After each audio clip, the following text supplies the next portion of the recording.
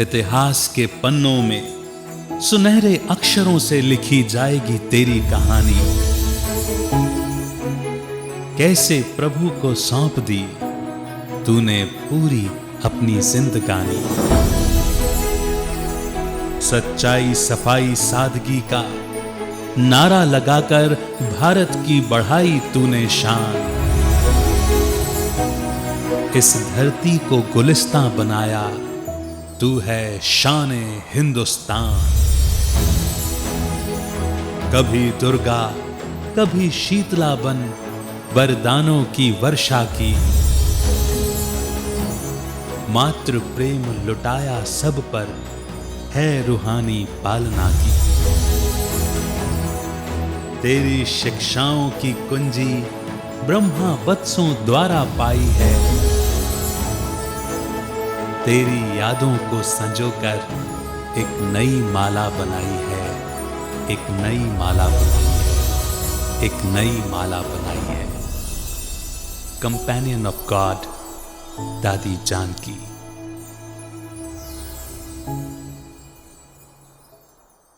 नमस्कार, ओम शांति। बहुत बहुत स्वागत है आप सभी का कंपेनियन ऑफ गॉड दादी जानकी कार्यक्रम में।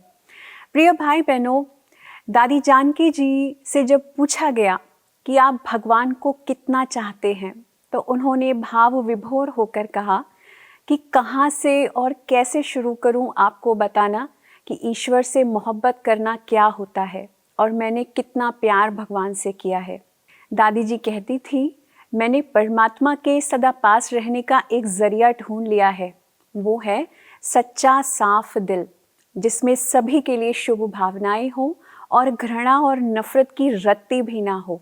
इसलिए फ्रेंड्स, दादी जी पर सदा प्रभु प्रेम की बारिश होती रहती थी। तो चलिए सुनते हैं दादी जी की कहानी हमारे वरिष्ठ भाई बहनों की जुबानी। आज हमारे साथ जुड़े हैं आदरणीय ब्रह्मा कुमारी सुषमा दीदी जी, जो ब्रह्मा कुमारी संस्था में एक वरिष्ठ शिक्षिका के रूप में कार्यरत हैं। वर्तमान में आप ब्रह्मा कुमारी इसके जयपुर सब जोन के इंचार्ज हैं और ब्रह्मा कुमारी इसकी बिजनेस एंड इंडस्ट्री विंग के आप नेशनल कोऑर्डिनेटर भी हैं। तो आइए सुनते हैं सुषमा दीदी जी से दादी जी के साथ के उनके अपने अनुभव। दीदी जी, आपका बहुत बहुत स्वागत है हमारे इस कार्यक्रम में। यहाँ आने के लिए बहुत बहुत शुक्रिया। धन्यवाद। ओम शांति।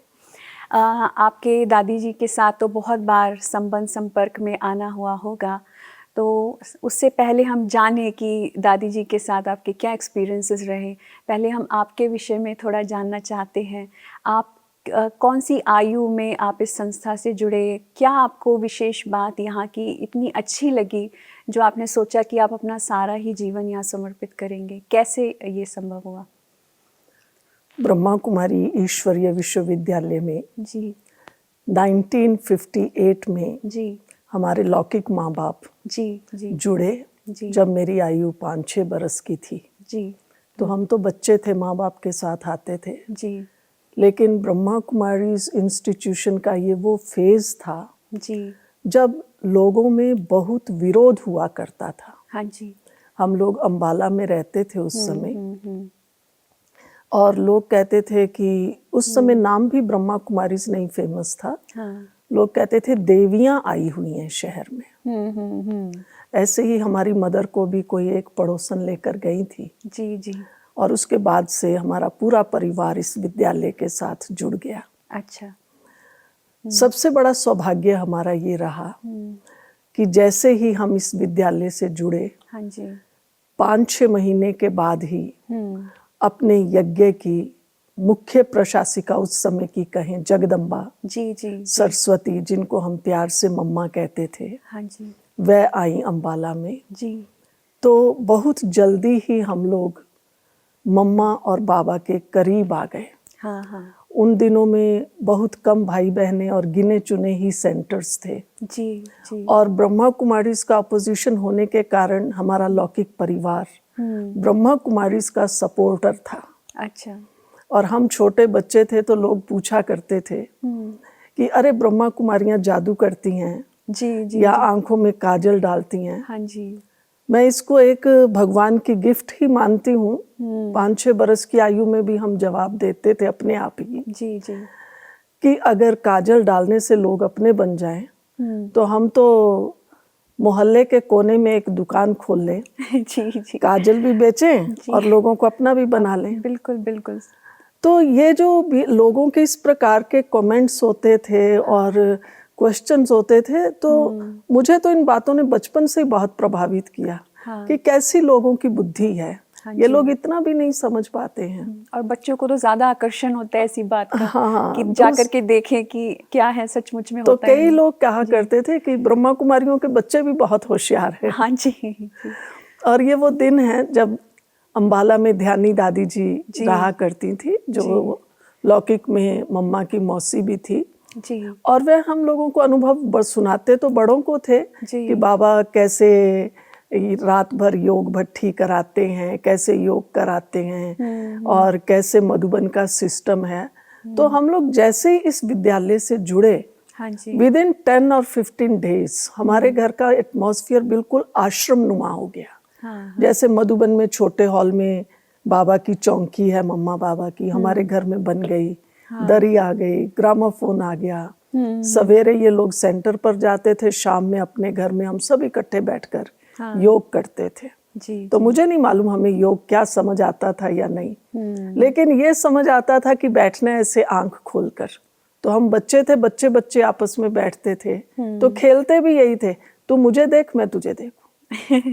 आंख नहीं झपकना, देखेंगे ऐसे स्थिर आंख रहे। जी। तो ये हमारे में शुरू में जैसे कहें एक संस्कार आ गया। दूसरी बात, थोड़े जब बड़े हुए तो मम्मा बाबा के करीब तो पूरा परिवार आ गया। बड़ी बहनों के भी हम बहुत करीब आ गए और बाबा की मुरली थोड़ी सुनने लगे, समझने लगे। तो बाबा के ये महावाक्य कि बच्चे भगवान आया है नई दुनिया की स्थापना करने। जी। और इस नई दुनिया की स्थापना में आप बच्चों को मददगार बनना है। हाँ जी। अब मालूम नहीं कैसे, लेकिन ये मददगार शब्द मेरे दिमाग में ऐसा क्लिक सा हो गया।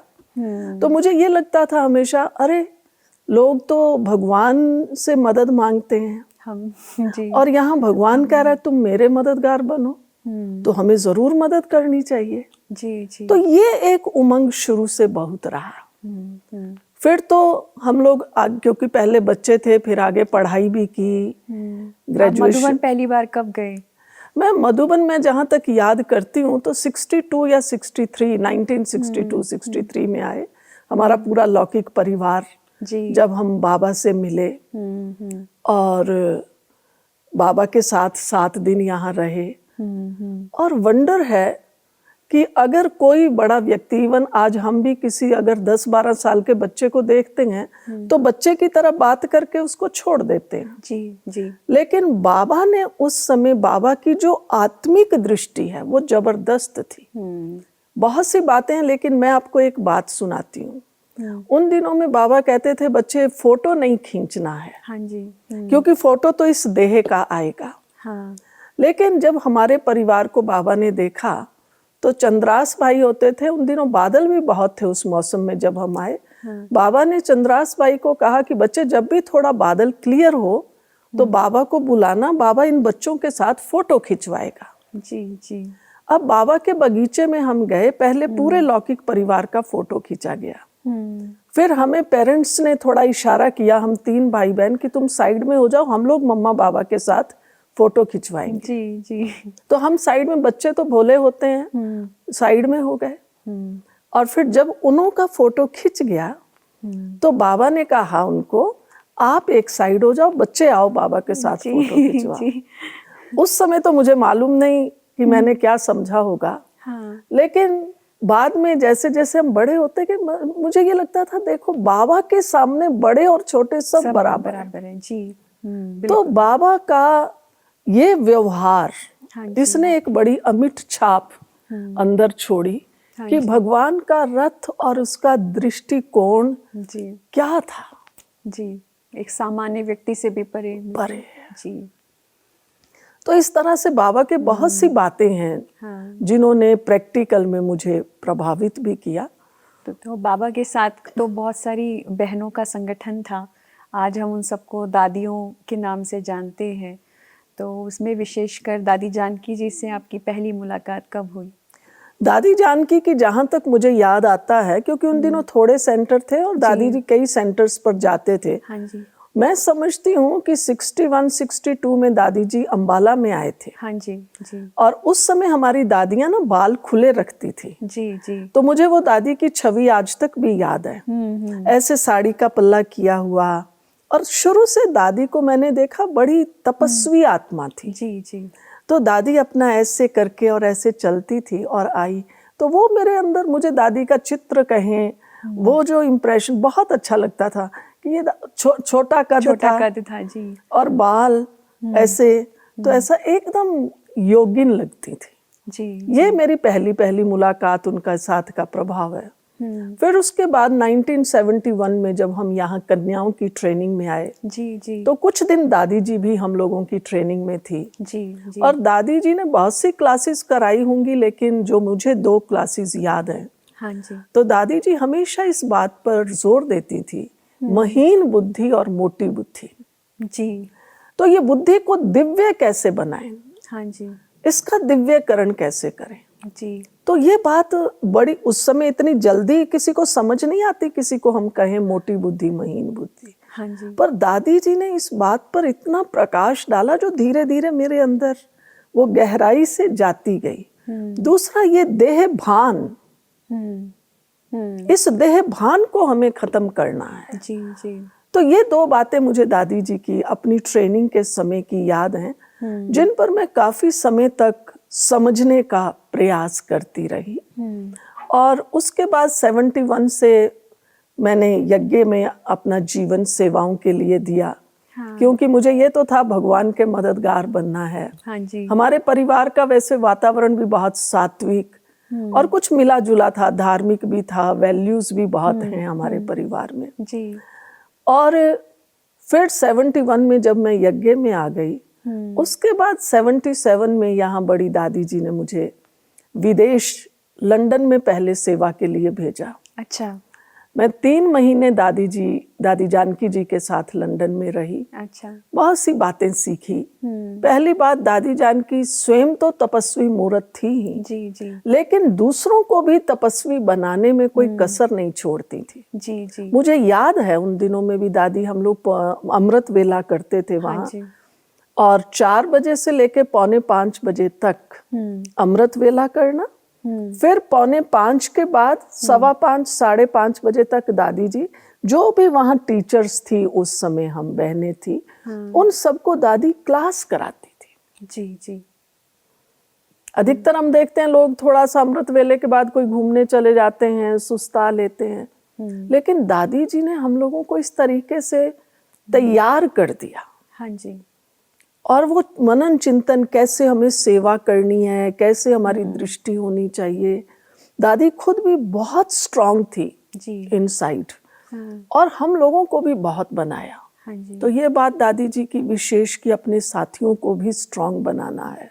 तो दादी जी एक एक पे पर्सनल अटेंशन देना, इतने सारे भाई बहनों की एक साथ पालना करना, वो कैसे करते थे? यही कमाल थी। उस समय तो विदेश की सेवा की शुरुआत थी। हाँ जी। तो भाई बहन इतने नहीं थे। हाँ जी। लेकिन जो हम बहनें थी उनको भी जगह जगह हम लोग जाते थे प्रोग्राम्स करने। ये भी मैंने विधि दादी जी से सीखी, जिसकी सीखी हुई विधि से मैं जब भारत में भी वापस आ गई जी, तो इस विधि ने मुझे भी सेवा में बहुत सफलता दी जी। कि सवेरे अमृत वेला अपना योग करो, मनन चिंतन करो, फिर हमारी डेली डिस्कोर्सेज होते हैं वो क्लास करो, फिर दिन भर कभी यहाँ प्रोग्राम, कभी वहाँ प्रोग्राम, कभी वहाँ प्रोग्राम। ये संस्कार भी दादी जी ने डाला हमारे। हाँ जी। और हमने कभी नहीं देखा दादी के चेहरे से उस जमाने में 77 में कि मन में ऐसा लगे कोई आता तो है नहीं। अगर हमारे यहाँ कोई सेवा ना हो तो हम सोचते हैं कोई आता तो है नहीं, कोई ये नहीं। हाँ जी। लेकिन वो जो थोड़े से होते थे उनमें दादी जी इतना ज्ञान का उमंग कहें, जोश कहें, शक्ति कहें भर देती थी, जो उनको लगता था हम ये बातें अब जाकर दूसरों को सुनाएं। जी बिल्कुल। तो ये सेवा करने का ढंग प्लस स्वस्थिति को मजबूत बना के रखना, ये हमने दादी जी के से सीखा। जी। उसके बाद जैसे दादी जी जब यज्ञ के एडमिनिस्ट्रेटिव हेड बने तो और लंदन से यहाँ आ गए, तो आपने क्या कुछ परिवर्तन देखा दादी जी के मतलब ओवरऑल जो हम देखें पर्सनालिटी देखें, उनका जो संस्था को चलाने का जो तरीका था, बेसिकली मतलब क्या विजन आपने देखा जो दादी जी उसके बाद आगे उन्होंने कैसे कार्य किया? दादी जी की सबसे बड़ी विशेषता, दादी जी ने साइलेंस पावर को बहुत यूज किया। हाँ जी। और ये तो मैंने पहले भी देखा हुआ, जब कभी फॉरेन जाने से पहले भी दादी मधुबन में रहती थी। हाँ जी। भारत में भी थी, फिर फॉरेन में भी मैंने ये चीज देखी, उसके बाद भी देखी। दादी कई बार कह देती थी, कई कहते भाई आज दादी थोड़ा रेस्ट में है। हाँ, लेकिन मैंने करीब से देखा हुआ है कि कहने को रेस्ट होता था। हाँ, ताकि एक विधि बन गई कि लोग आज दादी रेस्ट में है, और दादी अंदर अंदर अपनी तपस्या करती थी, साइलेंस पावर बढ़ती थी। जी जी। और जब दादी चीफ भी बन गई, यहाँ एडमिनिस्ट्रेटिव हेड बन गई, मैंने देखा कई बातें थी, कई समस्याएं भी आती थी, लेकिन दादी ने साइलेंस पावर से जी पूरे यज्ञ को चलाया। और दादी जी का ये साइलेंस पावर का जो सब्जेक्ट है, हाँ, बहुत बहुत दादी जी को प्रिय सब्जेक्ट था। जी वो खुद भी खूब साइलेंस में रही। मैंने उन्हें खाना खाते भी देखा, खाना भी खा रही हैं इतनी मस्त बाबा की याद में। आप सामने भी जाके खड़े हो जाओ, वो देखेंगे भी नहीं कौन आया कौन नहीं आया। जी जी जी। वो खुद नहीं खा रही होती थी। दादी आपको जी फील होगा। जी, दादी जी बहुत अच्छे कुक भी थे। और दादी खाना सिंधी कढ़ी तो इतनी बढ़िया बनाती हाँ थी, जो जी। बात नहीं पूछो। जी जी। दादी का भोग बनाना, हाँ, ये सब दादी का हाथ में, जैसे वो कहते हैं ना, रस बहुत था। जी खाना तो बहुत से लोग बनाते हैं, जी बिल्कुल। बहुत से मसाले भी डालते हैं, ये दादी कम उसमें भी, लेकिन दादी के जो वाइब्रेशंस जिनको कहें, हाँ जी, हाँ जी, वो खाने को इतना स्वादिष्ट बनाते थे जो बात नहीं पूछो। हाँ जी। तो दादी बहुत सिंप्लिसिटी बहुत थी।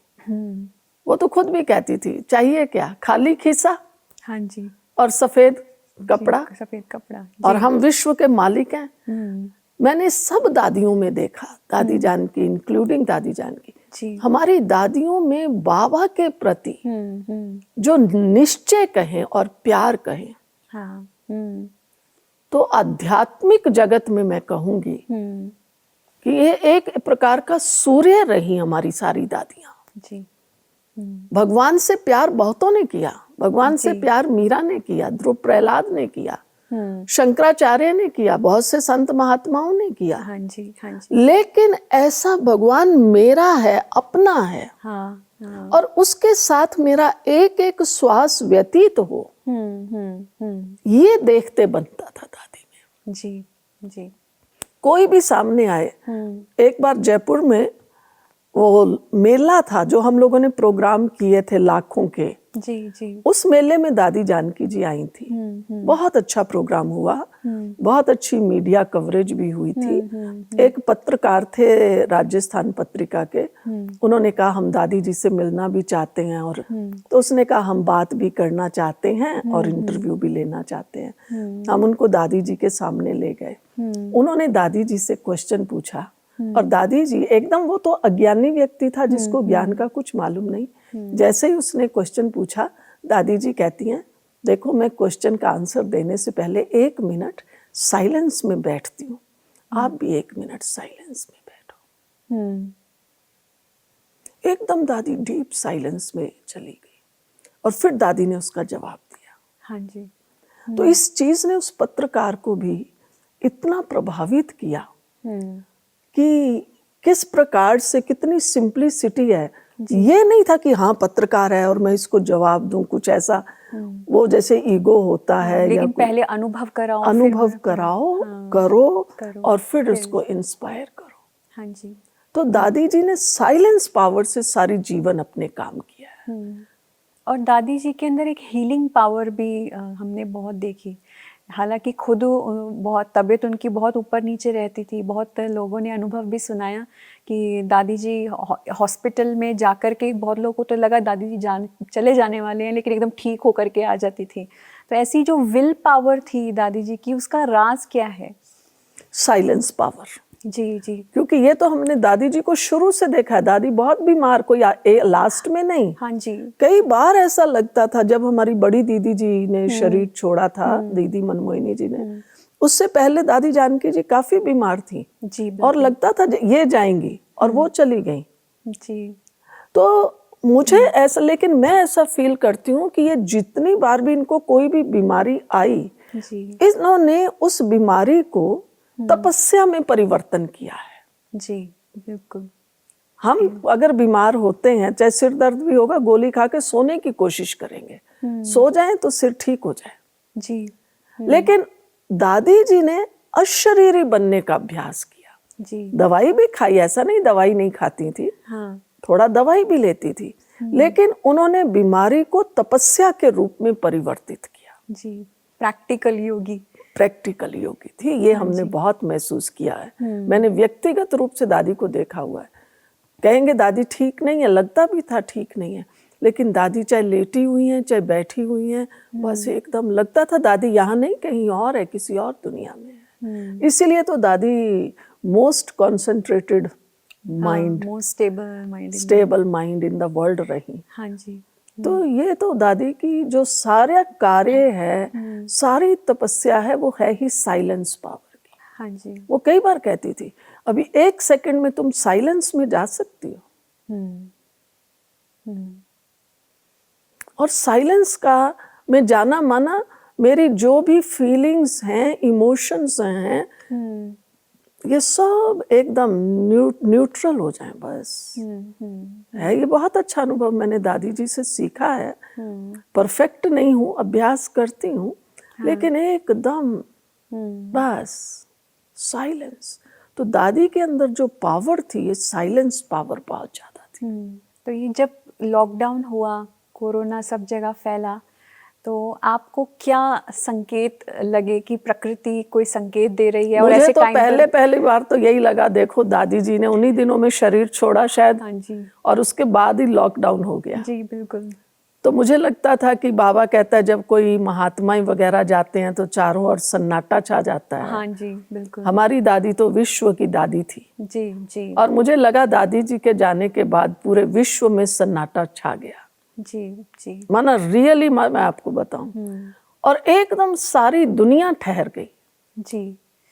हमने छोटे छोटे स्ट्राइक्स तो देखे थे, हड़ताल हो रहे हैं, ट्रक का चक्का जाम, फलाना जाम, फलाना जाम, ये जी। लेकिन सारी दुनिया का चक्का जाम हो जाए, हाँ बिल्कुल, बड़ी विचित्र बात है। हाँ, बहुत ही गहराई से चिंतन करो तो मेरे को तो भले कोरोना हुआ, ये एक अलग, वो एक कारण बना, जी जी, उसका एक दूसरा वो है, हाँ, वो भी मैं समझती हूँ।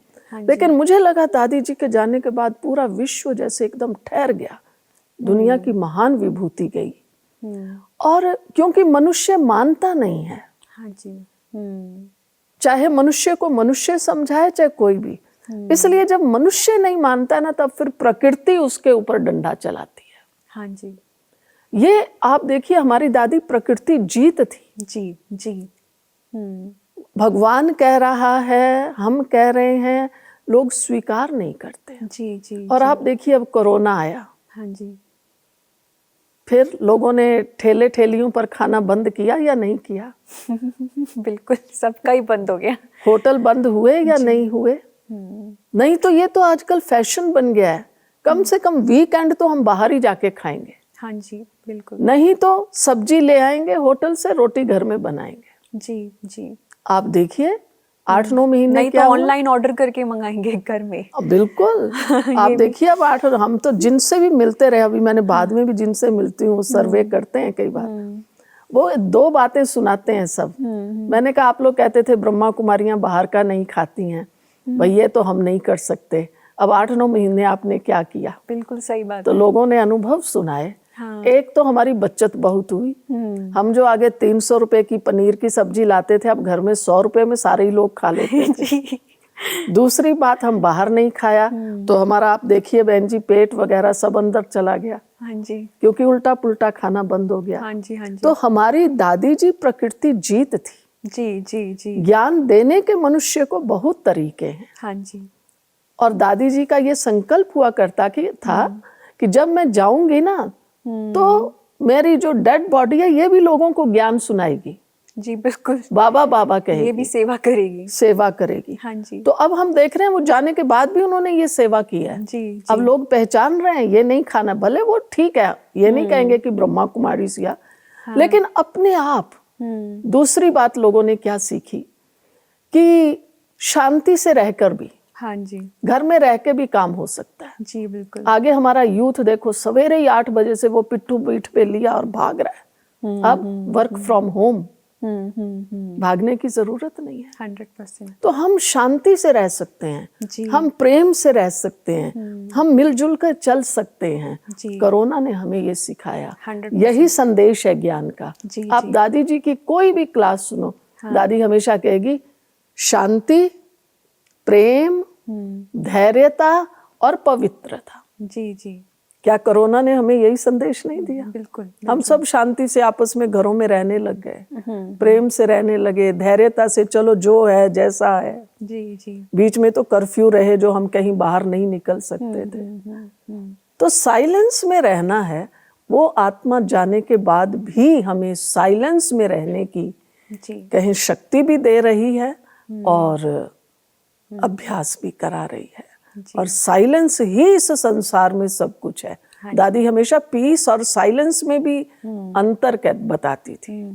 पीस अलग है, साइलेंस अलग है। जी जी, पीस का अनुभव तब होगा जब हम पहले साइलेंस में रहें। अगर मन भटक रहा है, दिल दिमाग इधर उधर है, तो फिर हमें पीस नहीं मिल सकती। जी जी, ये भी दादी जी का प्रिय विषय रहा, हाँ जी, पीस और साइलेंस में अंतर। अंतर। तो साइलेंट, पहले हम खुद को साइलेंट करें। दीदी जी, आपका कुछ हमारे दर्शकों के लिए कोई ऐसी विशेष बात जो हमारे दर्शकों को प्रेरणा दे, आगे हमें कैसे चलना चाहिए कोरोना के टाइम? कोरोना का संदेश तो हो ही गया जी, लेकिन मैं ये कहूंगी जैसे हमारी दादी जी, कई दर्शक इसमें ऐसे भी होंगे चाहे वो ज्ञान योग का अभ्यास करते हों ना भी करते हों, लेकिन हमारी दादी जी ने हमेशा यही कहा, शांति से रहो, धैर्यता से रहो, प्यार से रहो। जी जी, तो ज्ञान का मतलब कोई वेद शास्त्र पढ़ना नहीं है। हाँ जी, ज्ञान समझ है, जी, ज्ञान शक्ति है,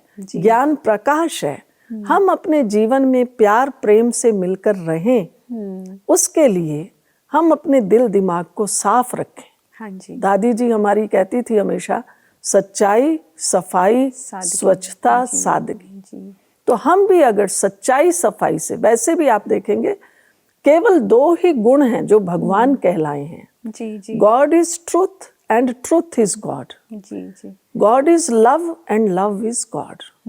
तो हमारे जीवन में अगर ट्रुथ होगा, लव होगा, तो हमारा जीवन सफल होगा। आप सबका जीवन भी सफल हो, आप अपने जीवन में आगे बढ़ें। इन्हीं शुभकामनाओं के साथ धन्यवाद।